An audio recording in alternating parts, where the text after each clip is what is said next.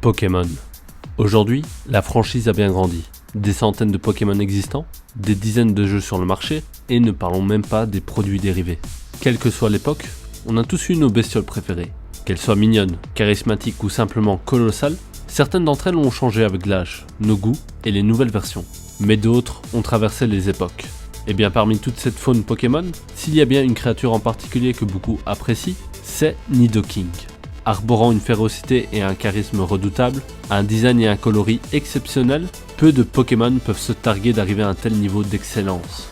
Salut à tous et à toutes, c'est Endo, et aujourd'hui, tournons notre Pokédex sur Nidoking.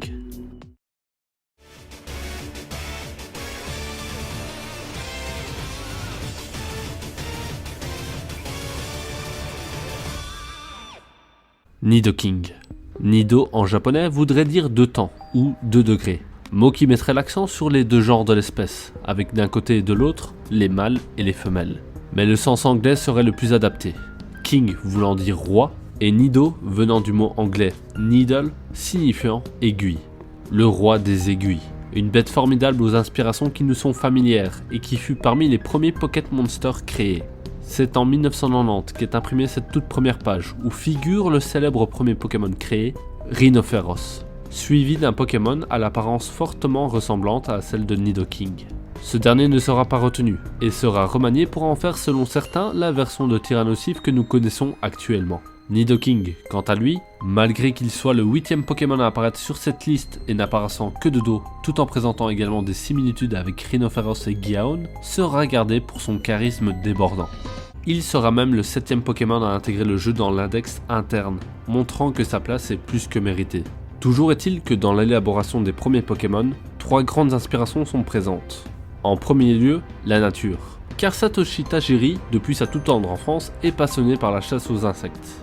En second, la mythologie, et plus particulièrement celle de son pays puisqu'elle est bien ancrée dans sa culture. En dernier lieu, les kaiju, ces êtres gigantesques et divers en tout genre, représentés par une figure de proue bien connue et qui règne en maître sur les TV nippones à cette époque, Godzilla.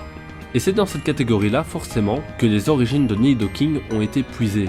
Et plutôt qu'il soit issu d'un melting pot de plusieurs entités, Nidoking se rapporte directement au kaiju Baragon. Apparu pour la toute première fois dans Frankenstein vs Baragon en 1965, la créature est dotée d'une énorme pointe sur le crâne, de grandes oreilles et sans oublier des épines dorsales.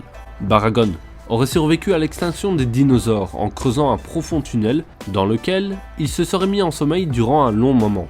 C'est lors d'une explosion d'une usine à proximité qu'il aurait été réveillé à cause de son ouïe sensible. Hormis l'apparence visuelle où les ressemblances entre lui et Nidoking sont clairement établies, on peut déjà faire un parallèle intéressant entre la manière dont il a survécu et le moment où il a été réveillé, puisque d'une part, Nidoking possède l'aptitude à apprendre la CT tunnel, et d'une autre part, dans sa description du Pokédex sur les versions rouge et bleu, il est dit « Son ouïe très fine l'avertit du danger ». Les similitudes que possèdent ces deux créatures ne s'arrêtent pas là. Dès la sortie des jeux en 1996, Nidoking était de type poison et sol.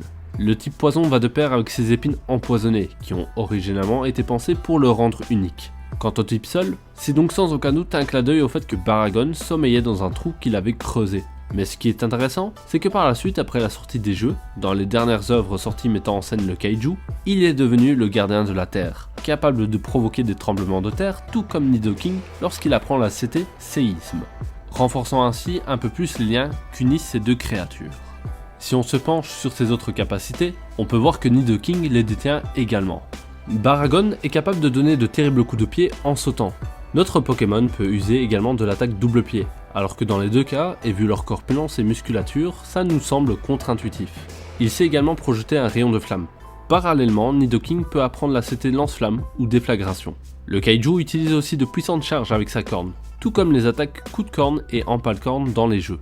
Et enfin, Baragon peut se soigner tant qu'il est en contact avec la terre, capacité proche de la CT repos, que Nidoking est capable de maîtriser. Autre point amusant à remarquer, c'est la ressemblance entre la représentation de Baragon et d'autres kaiju dans le jeu Godzilla Raccoon sorti en 1985 et ceux des Pokémon lorsque vous accédez à votre gestion d'équipe dans les premiers jeux. Clin d'œil de Pokémon, coïncidence ou simplement style graphique de l'époque, c'est une question qui reste en suspens. Et enfin, pour terminer, le talent rivalité de Nidoking qui lui va à merveille, étant donné les rivaux qu'a dû affronter Baragon au cours de ses aventures. Il apparaît donc clair que Nidoking a fortement été calqué sur Baragon, mais ce qu'il en ressort également, c'est que l'élève a dépassé le maître.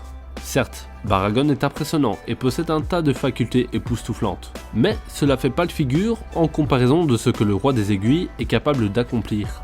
18 types dans le jeu, Nidoking maîtrise 14 attaques de types différentes. Certes, il y a des attaques passables et oubliables dans le lot, mais n'oublions pas les attaques dévastatrices telles que Surf, Blizzard, Ultra Laser, Fatal Foudre, Séisme ou Déflagration. En somme et en conclusion, Nidoking est une version 2.0 de Baragon, ayant transcendé les pouvoirs du kaiju de la Terre.